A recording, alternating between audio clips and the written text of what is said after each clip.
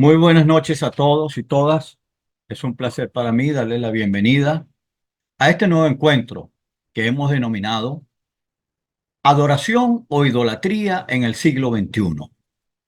Es nuestro conversatorio Aleph y la Red para la Libertad, un conversatorio que tenemos semana tras semana. Su coordinador, este servidor, José Ramón Álvarez Castillo. Es un placer para mí compartir con ustedes el tema de la adoración o la idolatría. Lo primero que tenemos que preguntarnos es qué entendemos nosotros o cuál sería la definición de lo que es la idolatría. Vamos a definir lo que es idolatría. Miren, la idolatría es entendida como la representación mediante una imagen, una escultura u cualquier otro medio de una persona, de un animal o de un objeto o de una cosa, a fin de hacer de ello un objeto de adoración o bien la morada de una divinidad. La adoración de imágenes o el honor divino que se le rinde a cualquier objeto creado es sinónimo de idolatría.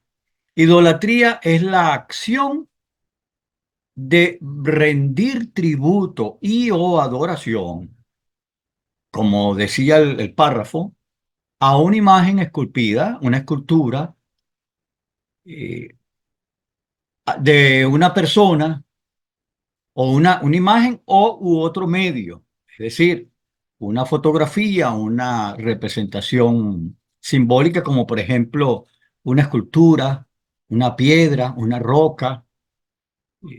En el pasado, muchas culturas, inclusive tenemos entendido que al día de hoy algunas civilizaciones rinden tributo y adoración al sol, porque en el pasado asumían que el sol era una divinidad. El mundo antiguo está lleno de divinidades. Muchas civilizaciones no tenían un solo dios, sino que tenían varios dioses, varios ídolos. Entonces, la idolatría no es más que la representación mediante un objeto, una imagen o algo simbólico a fin de hacer de ello el objeto de adoración. Cuando la persona centra y asume que ese objeto tiene un poder mágico o que represente ese poder mágico y por lo tanto se inclina, la adora, por eso dice allí, o bien la morada de una divinidad, es transmitirle y reconocer que ese objeto, esa imagen, esa escultura tiene poderes sobrenaturales y es una divinidad, y entonces la persona se rinde a sus pies, a cualquier objeto creado. En el Antiguo Testamento, Dios, cuando conformó y bregó con su pueblo, con el pueblo de Israel, fue muy tajante al decir, hay un solo Dios verdadero. A ese solo Dios tú servirás y adorarás y obedecerás y le brindarás tributo. Es el Dios que te sacó, es el Dios creador de los cielos y la tierra, es el Dios creador de la humanidad. Hay un solo Dios y les dice, Jehová es el único Dios verdadero. Yo soy el Dios del universo. Yo soy el Dios de Israel. Entonces, en el Antiguo Testamento, que es el texto que vamos a ver a continuación, Dios habla muy claro a su pueblo y cuando le da los 10 mandamientos, el primer mandamiento es honrarás a Dios, obedecerás a Dios, únicamente seguirás a Dios. Miren, seguimos aquí. La idolatría en el Antiguo Testamento. Vamos al texto bíblico. En Éxodo capítulo 20, versículos 4 al 23, eh, Moisés narra cómo Dios se dirige a su pueblo como traductor y le pone lo que Dios está diciendo. Dios le dice al pueblo de Israel a través de Moisés: no tengas otros dioses delante de mí. Tú no puedes tener ninguna otra deidad o divinidad. Y entonces aclara lo que es idolatría. Dice: no te hagas ninguna imagen, ni nada que guarde semejanza con lo que hay arriba en el cielo, es decir, el sol, las estrellas, la luna, las nubes. No te hagas nada o no guardes semejanza con eso que está en el cielo, ni lo que está debajo de la tierra, ni lo que hay en las aguas debajo del mar. Es decir, no tomes nada de lo que ha sido creado como objeto de adoración. No te postres delante de ellos, ni los adores. Yo, el Señor tu Dios, soy un Dios celoso. Saltamos al versículo 23, donde dice: no hagan dioses de plata, no hagan dioses de oro para adorarlos como lo harían conmigo. Yo soy celoso y soy el único Dios verdadero. Ahora, es interesante, porque si está diciéndonos eso, yo quería resaltar que la palabra hebrea que se traduce imagen aquí, cuando dice no te haga ninguna imagen, pues la palabra imagen aquí significa ídolo. No tengas ningún ídolo. La palabra significa esculpir, escultura, estatua, ídolo, imagen, talla. Algunos traductores lo asumen como imagen tallada, es decir, una imagen tallada en piedra, tallada en madera o tallada en metal. Podría ser una estatua de una persona, podría ser la estatua de un animal o un relieve tallado en la pared o en un poste. Se diferencia de una imagen fundida, que es metal fundido vertido en un molde. Dios se asegura en en el discurso dirigido a su pueblo de recordarles que no quiere ni que tallen algo en madera, ni en piedra, ni lo fundan de material como plata u oro, y mucho menos para hacerlo objeto de adoración. Es que hay otros múltiples sitios en el Antiguo Testamento donde los jueces que Dios ponía al frente de su pueblo, y por supuesto los profetas, se encargaron de recordarle al pueblo de Israel que ellos no debían adorar los dioses extranjeros. Miren, en este contexto es cuando surge que Moisés va al encuentro con Dios y a recibir las tablas, los 10 mandamientos. El pueblo se asusta porque pasan casi 40 días y el hombre, Moisés, no regresa con ellos. Y ellos dicen, temen lo peor, temen que Moisés murió. Entonces dicen: mira, Aarón, que era el hermano y el intérprete o el portavoz del mensaje que comunicaba a Moisés, le dice: Aarón, necesitamos que nos hagas una imagen para adorar, porque Moisés está perdido. ¿Y qué hizo Aarón? Les pidió el oro que habían sacado de Egipto, fundió todo el material y construyó el becerro de oro como un ídolo al cual ellos podían brindarle adoración. ¿Qué hizo Dios? Destruyó el ídolo, destruyó a todas aquellas personas que realmente se volcaron en contra de él, le dieron la espalda a Dios y pusieron al ídolo en sustitución a Dios. Síntesis: un ídolo no es más que una representación donde está diciendo la persona: apártate, Dios, porque aquí yo tengo mi propio Dios. Dios no es Jehová, Dios no es el Señor del Antiguo Testamento. El Señor que me resuelve mi problema es este ídolo que yo tengo, sea una estampita, sea una imagen de yeso, sea una imagen forjada o labrada, tallada, perdón, en madera, o una representación simbólica, una fotografía, lo que sea, una escultura. Nada, ninguna imagen en ningún momento histórico puede sustituir la persona de Dios. Y hay algo más interior, más interesante. Es que la Biblia dice que Dios es espíritu y los verdaderos adoradores deben adorar a Dios en espíritu y en verdad. Dios no tiene una imagen física. Por lo tanto, ninguna iglesia, ninguna comunidad, ningún ser humano puede osar o pretender moldear una imagen que represente la persona de la Trinidad Divina, porque no lo va a lograr ni no lo va a conseguir. Y de hecho ya está haciendo, en ese intento está siendo blasfemo. En ese intento está cayendo en la idolatría. Y Dios fue muy tajante. No hagan ninguna imagen. Si él hubiera querido, nos hubiera dado su fotografía y su autógrafo, pero no lo hizo, porque Dios es espíritu.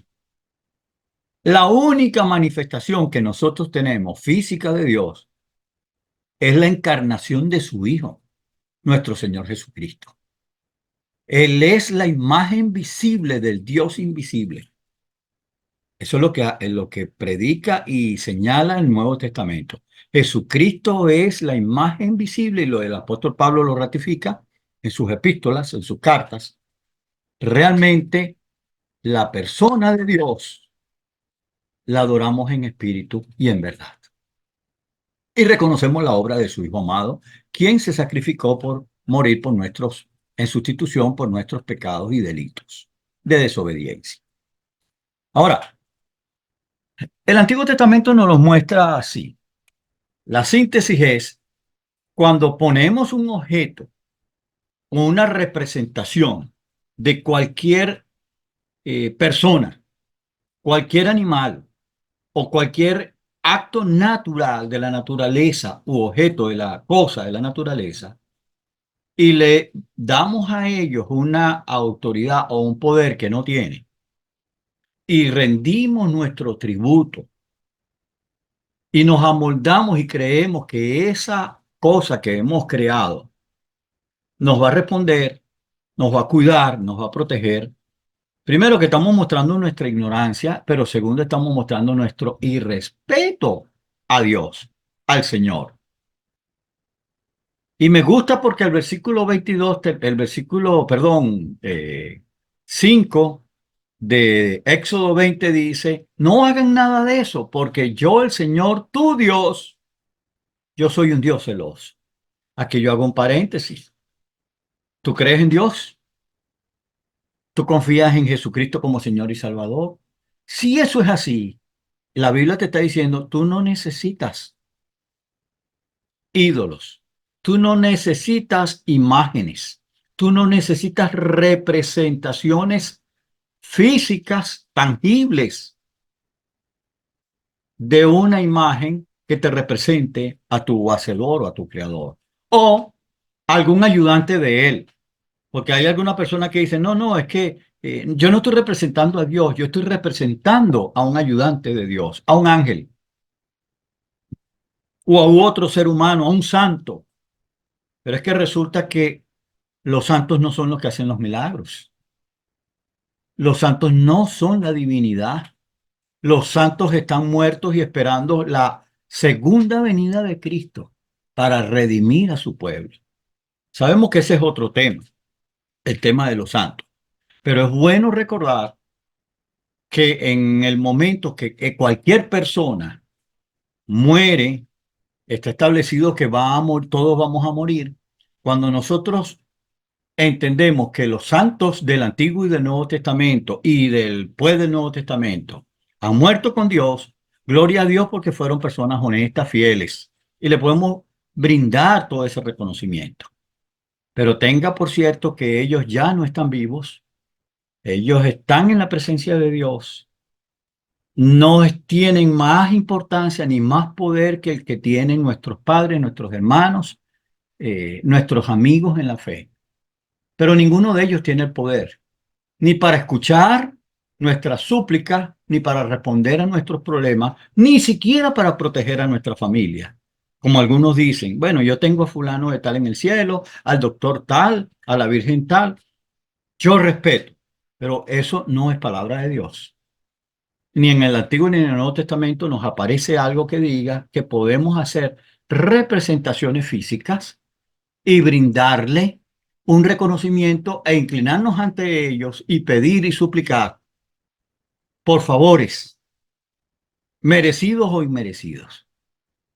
Tengan conciencia y tengan cuidado, revisen la palabra de Dios. No se deben llevar por estos pseudo predicadores del siglo XXI que están tal vez más interesados por engañar, por enredar o por vender y por atar con compromisos que no son compromisos bíblicos cristianos. Seguimos en el Nuevo Testamento. ¿Cómo entendemos la idolatría en el Nuevo Testamento? Mire, le quiero compartir nada más, hay muchos versículos, pero se dan cuenta que yo trato de agarrar los de 1 a 3 más importantes.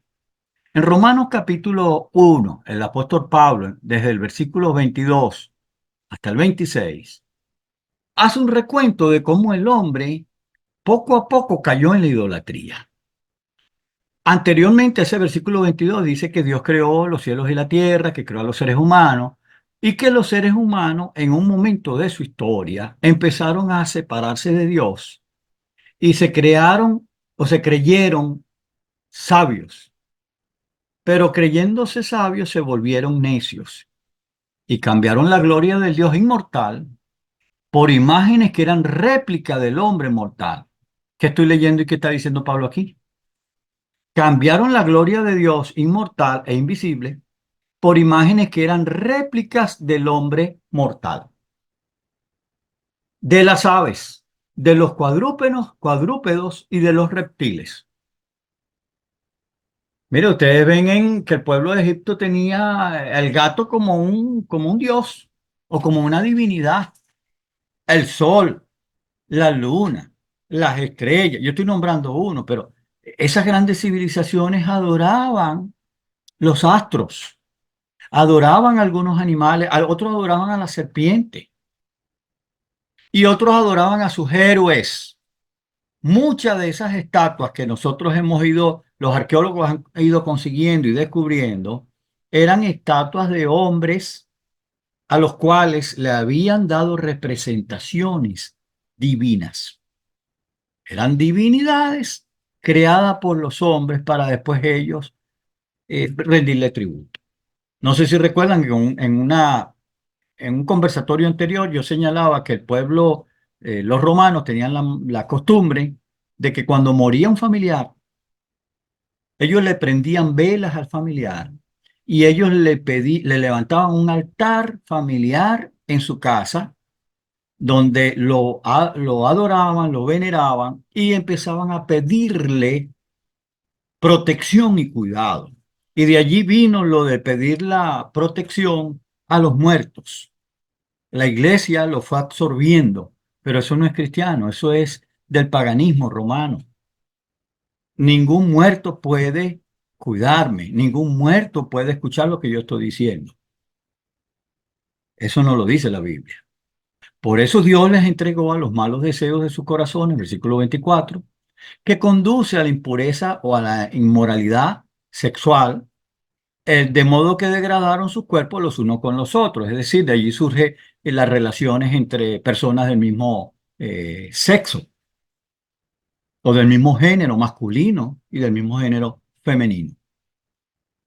Cambiaron la verdad de Dios que Dios es eterno y es espíritu, y la sustituyeron por la mentira de que los héroes de su pueblo eran los verdaderos dioses y protectores, adorando y sirviendo cosas creadas ni siquiera por ellos, sino por el mismo Dios, antes que al Creador, quien es bendito por siempre. Amén.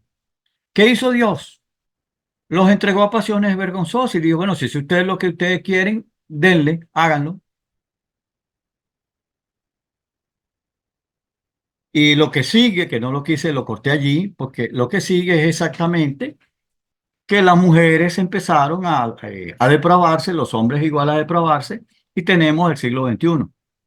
Tenemos lo que estamos viendo con estos movimientos, el problema de género, la discusión de los grupos que son minoritarios, pero hacen sentir y batir el, el énfasis de que ellos son mayoría y que ellos tienen la verdad. Bueno, la Biblia dice que no tienen la verdad.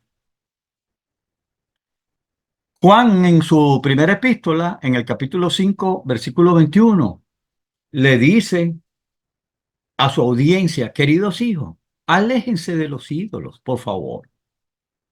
Sepárense de los ídolos. Colosenses 3:5 dice algo parecido también. Se me movió. Colosenses 3:5 que dice, muestren por lo tanto, mueren por lo tanto, desaparezca lo que pertenezca al viejo hombre. Es decir, todo lo que pertenece al viejo hombre, vuestra naturaleza terrenal, inmoralidad sexual, que ya lo dijo Pablo en Romanos, impureza, cualquier tipo de impureza, lujuria, deseos malignos y codicia, que es idolatría. Está reconociendo el apóstol Pablo. Pablo aquí, perdón, sí, Pablo en Colosenses, está diciendo algo que aclara más el concepto, o amplía el concepto de idolatría. En el Antiguo Testamento se tenía la idea de que un idólatra era el que tenía una imagen que sustituía a la persona del Dios del pueblo de Israel. Es decir, otros dioses u otros, un ídolo. En el Nuevo Testamento, Pablo nos está diciendo que no es solamente la parte visual ni física, sino que la parte interna del ser humano puede albergar el acto de la idolatría cuando dice la codicia. Apártense de la codicia, la cual es idolatría. Una persona codiciosa, una persona ambiciosa, una persona que vive para poseer y tener solo bienes materiales. Pablo está diciendo que esa persona tiene un comportamiento donde fijó que su Dios es el dinero, que su Dios son los bienes materiales. Puede estar expresado en bienes en moneda, pero puede estar también expresado en bienes y en posesiones. Una buena casa, una buena quinta, una buena hacienda, ganado, trabajadores, vehículos. Estoy hablando ya del día de hoy. Vehículos, aviones, varias empresas, máquinas, equipo y todo. Y entonces, en eso esa persona focaliza, visualiza y vive y le brinda adoración a las posesiones que él tiene. Noten que las posesiones se convierten en el ídolo. Y la idolatría es la avaricia de almacenar, almacenar y almacenar.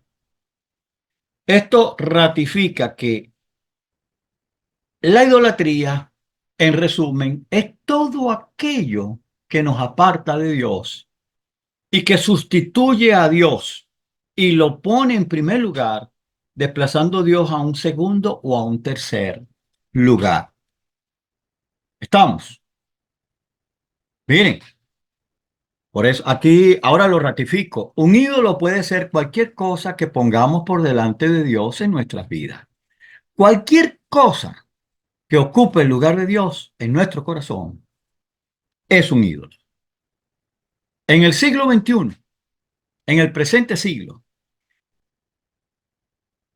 sé que tú y yo hemos visto en otros, pero es bueno revisarnos nosotros en una lista y ver si no estamos cometiendo los mismos errores.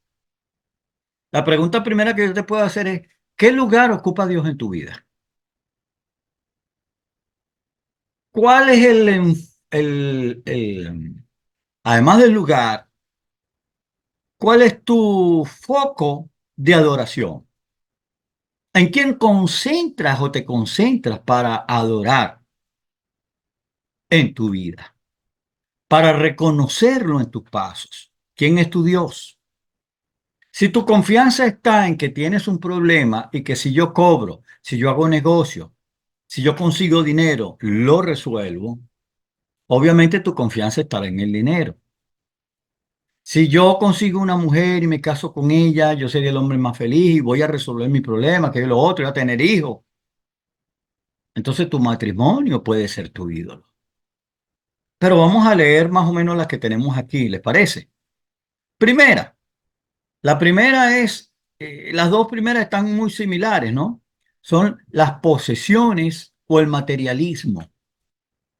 El materialismo del siglo XXI, las posesiones a las que está sometido el hombre y la mujer de este siglo, unido a la publicidad, a las promociones, a las ofertas que se dan a través de los medios de comunicación de masa, televisor, radio, prensa, redes sociales, internet, la red de las redes. Todo eso puede llegar a representar, eso per se no es malo, pero si yo hago el centro, que todo gire en función de la compra, de la adquisición, de las posesiones, de llegar a ser una persona importante con dinero y con una gran empresa. Tener una empresa no es malo. Querer trabajar para construir tu futuro tampoco es malo. Pero cuando tú lo haces eso, el centro de tu vida, ya allí estamos en presencia de un acto de idolatría del siglo XXI. La codicia, que ya la vimos cuando el apóstol Pablo nos la mencionaba. Y muchas personas en el día de hoy son muy codiciosas, son muy avariciosas. No se conforman con lo que tienen ni con lo que están obteniendo, sino que llegan a caer en el extremo de explotar a otras personas para que trabajen para ellos para lograr el lucro inmerecido. Otros que compiten porque quieren ser el primer lugar en su área de competencia y codician lo que tiene otro. Y quieren ser como el otro, pero peor, quieren ser superior a los demás. Aquí mencionamos una carrera, un título, un cargo público o un cargo en una empresa privada. Puede convertirse en un ídolo. El cargo en sí no es malo, el título en sí no es malo. Yo he estudiado varias carreras y tengo varios títulos. Pero cuando a mí me preguntan cómo se llama usted, yo digo José Ramón Álvarez. Cuando pongo las redes sociales, José Ramón Álvarez. Porque yo no soy el título. El título no es parte de mí. El título no me define como persona. Describe mi competencia como profesional. Es distinto. Si a mí me preguntan, si yo estoy en una universidad o yo voy a una universidad, yo recuerdo cuando en Venezuela trabajaba para una universidad privada y me decía, buenas tardes, ¿qué se le ofrece? Entonces yo tenía que decir, diga que llegó el doctor José Ramón Álvarez y voy a hablar con la doctora fulano de tal. Porque allí sí era necesario mencionar el título. porque es un título académico y estaba en la academia donde era necesario.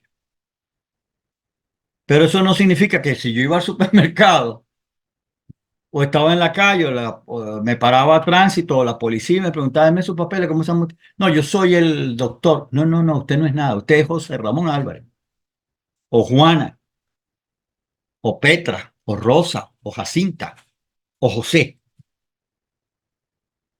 Pero repito, las carreras per se no son malas. Los títulos no son malos.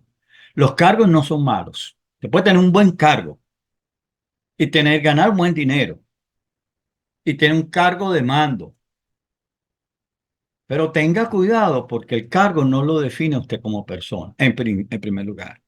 Y en segundo lugar, no puede poner el cargo como o el título como lo más importante en su vida, porque se convierte en un ídolo. Usted está idolatrando el cargo que tiene, ni siquiera lo que usted es, sino lo que le han dado, lo que ha conseguido. Otro posible idolatría del presente siglo son las relaciones. Entonces, en las relaciones yo busco tener contacto o tener vínculo con el jefe, con el manager, con el director, con la gerente, con el supervisor, con el dueño de tal o cual organización o empresa. Esto también se da en los ambientes eclesiásticos. No, yo soy diácono, yo soy asistente, yo soy copastor, yo soy copastora, yo soy evangelista. A la lista le añadimos ahora, yo soy apóstol, yo soy profeta. Usted no es nadie. Perdóneme que lo diga en esos términos. Usted es un hombre que debe obedecer y someterse a la palabra de Dios y al Dios de la palabra. Pero a veces nos inflamos y nos creemos una gran cosa, o por lo que supuestamente tenemos, como lo anterior, o por las personas con las cuales nos relacionamos. No, yo soy hijo del presidente. Yo soy hermano del pastor. Yo soy hermano del ministro. Yo soy hermano de la jefa de esta empresa. Mi hermana, mi hermano es fulano de tal y es alcalde o es gobernador. Bueno, el gobernador es él, no usted. El alcalde es el alcalde, la alcaldesa es fulano, no usted. Entonces no confundamos las relaciones interpersonales. También corremos el riesgo de que una actividad física o un pasatiempo se conviertan en ídolos para nosotros. Hay personas que practican un deporte, hay personas que son atletas y que van y se mantienen en competencias deportivas. Entonces, produce y está en una actividad física continua, constante.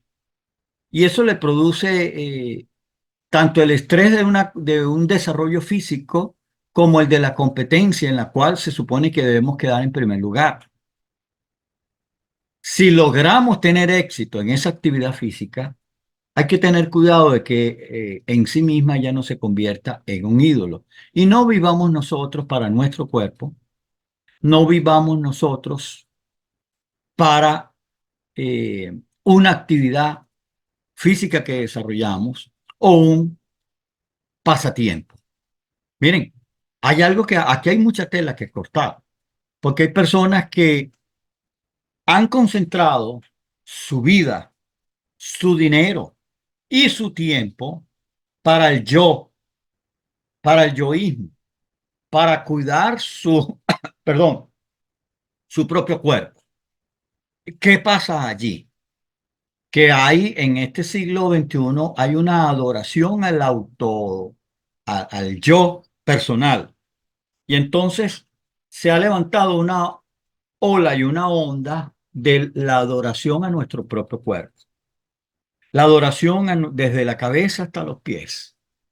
Entonces viene la parte estética de la belleza, vienen los implantes, vienen las operaciones para cada vez estar más bellas y más bellos. Repito, como lo he dicho en otras oportunidades, en otros encuentros. la belleza y el cuidado personal no es nada malo. Una cirugía que restituye un órgano, un miembro o una parte física que ha sido, está en riesgo, tampoco es mala. Inclusive una cirugía para el embellecimiento estético.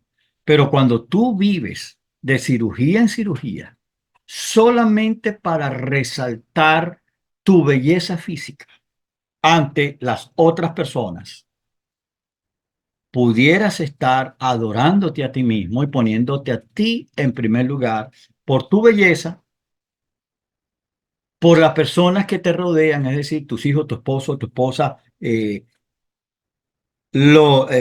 mundo familiar, por las relaciones sociales, los vecinos y las vecinas. Por eso mucha gente compra su vivienda o busca alquilar en una zona, en un urbanismo donde hay personas pudientes, como para decir que ellos también son pudientes, porque viven del qué dirán y de la apariencia. Hay muchas personas que suben inclusive a las redes sociales como Facebook, Instagram y TikTok imágenes que son imágenes de piel engañosa, una imagen de un paisaje que no existe, una imagen inclusive hasta hacen eh, montajes de que estuvieron en tal o cual lugar cuando jamás han salido de su tierra o de su país.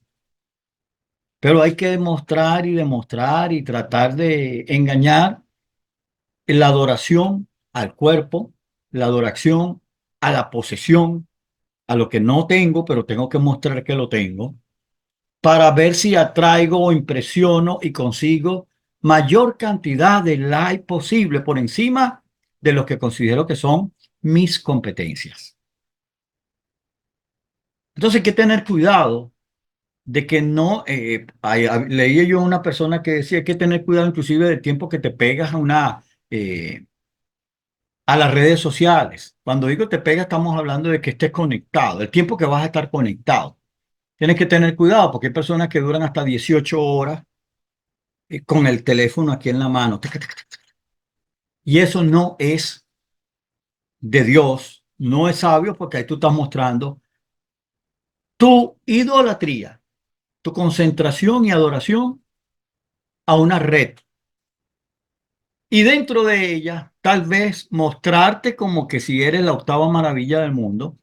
Y tenemos que entender que tenemos sí tenemos un cuerpo físico, sí debemos aparecer lindos, hermosos, atractivos como mi persona, pero debemos ser sabios y reconocer que todos tenemos un cuerpo y todos tenemos debilidades, todos tenemos defectos físicos, incluyéndote a ti. Todos tenemos defectos. Quien nos va a querer, nos va a querer como somos. Quien nos va a aceptar o quien va a estar con nosotros va a estar a pesar de que tengamos tal o cual defecto o debilidad.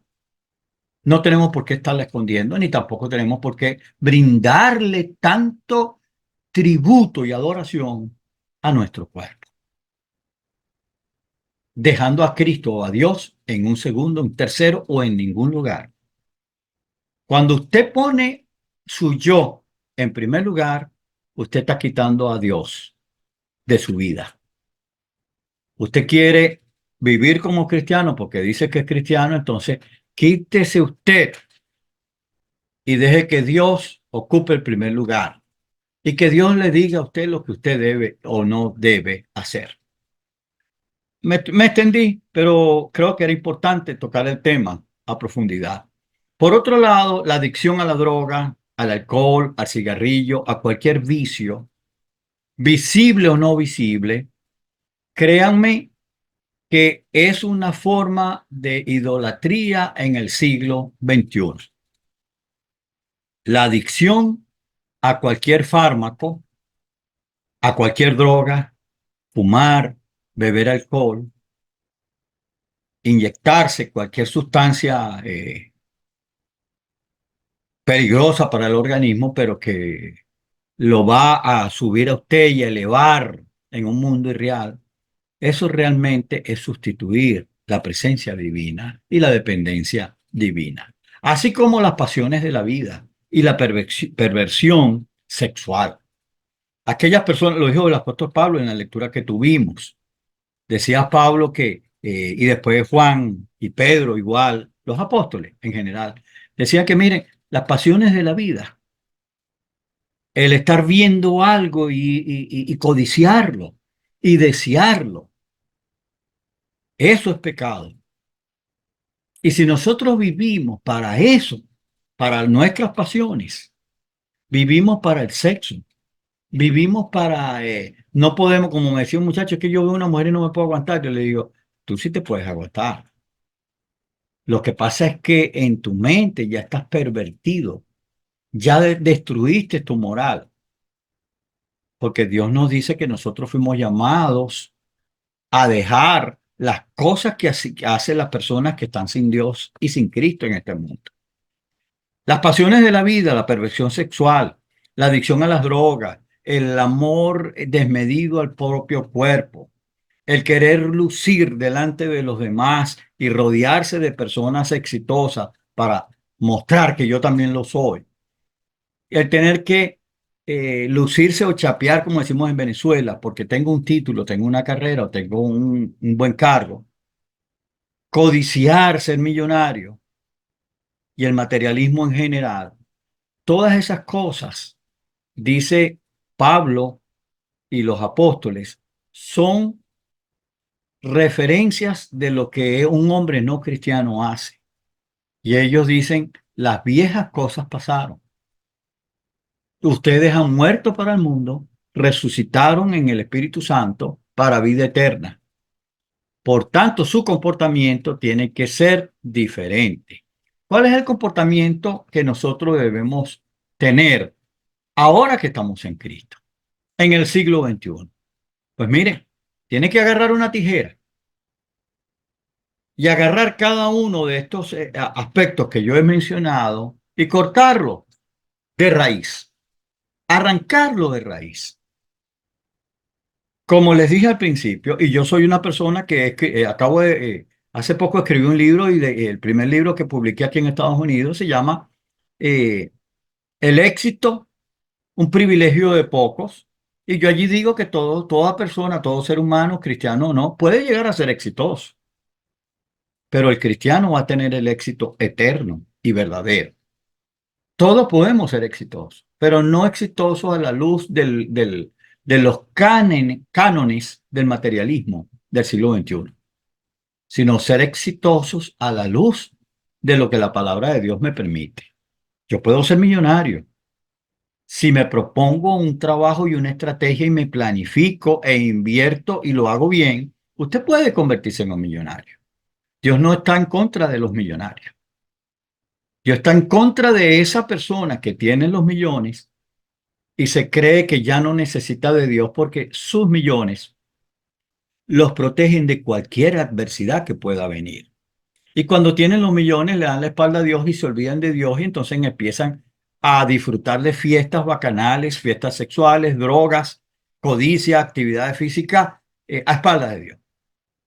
Pues la Biblia está diciendo, y yo estamos compartiendo hoy, que tú y yo tenemos que, a partir de hoy, identificar, porque ahí yo pongo al final otros. No, esta lista no es exhaustiva.